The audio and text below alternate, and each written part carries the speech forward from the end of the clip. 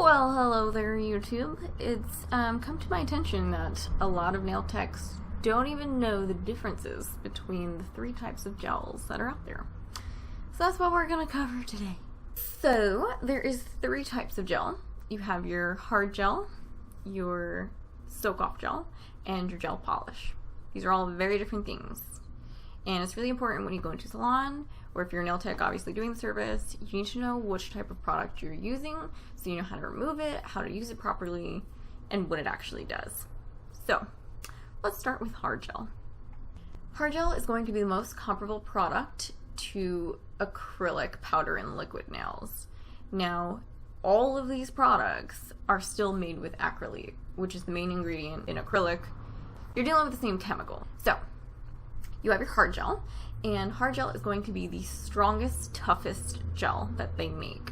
And it is the most comparable to acrylic, so if you do want long extensions or you're very, very rough on your nails, hard gel is going to be the way to go.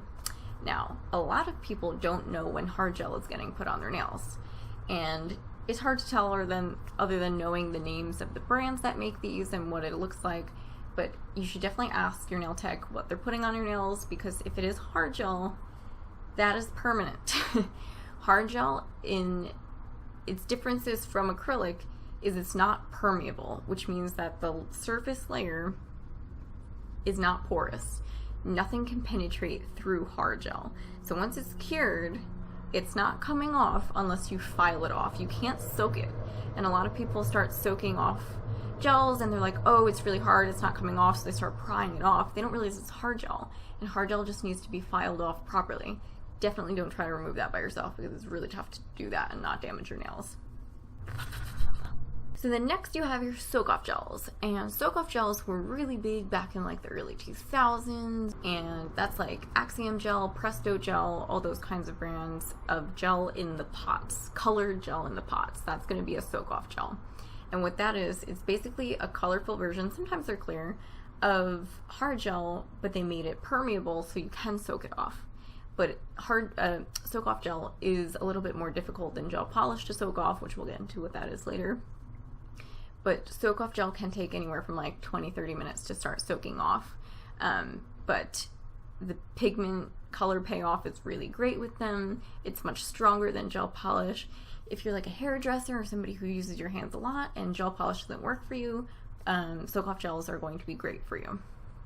They're typically only applied straight out of a pot of color gel, and you have to dip a brush into it and paint it on that way. So that's a good telltale sign that that's not gel polish, that's soak-off gel. It's also not tough enough to make extensions, but there are some sculpting gels that are made soakable, and you can make extensions with them, but they're definitely not going to hold up like sculpting hard gels, which are permanent and very, very resilient. And now we're up to gel polish. So now gel polish is the whole big craze now. I think it started getting really popular in 2010, around that time.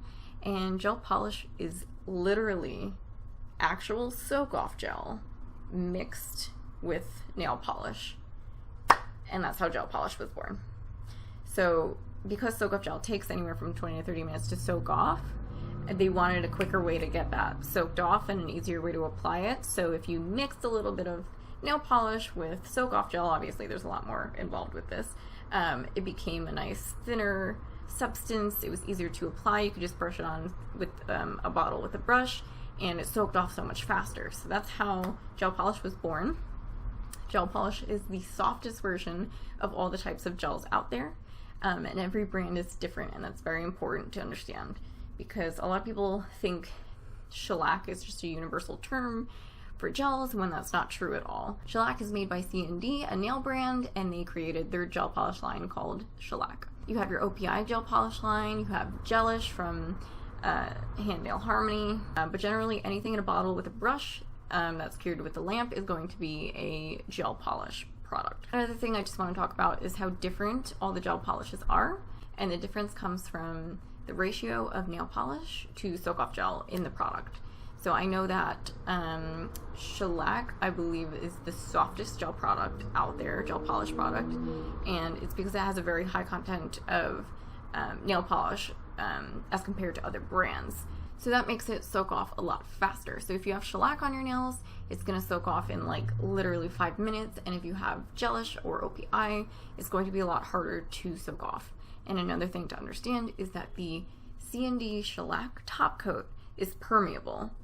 You can soak off the top coat without having to break through that top layer. Other brands, like OPI, their top coat is actually non-permeable, and in order for the gel polish to soak off, you have to file off that top layer, otherwise the acetone can't penetrate and it can start soaking off the product. It's really important to keep yourself educated. If you are using these products, make sure you use them properly, and if you're a client, please, please, please go to a place that knows what they're talking about, can walk you through what they're putting on your nails, because that's really important. I hope you enjoyed learning a little bit more, and I'm actually going to be posting a video next week about the babies I was an egg donor for, because my best friends, they took my eggs and had little baby twins with them, and they were born last week, and they're super cute, and a lot of people are asking me how I'm feeling about having kids that have my DNA so close to me, because people I was an egg donor for are my best friends.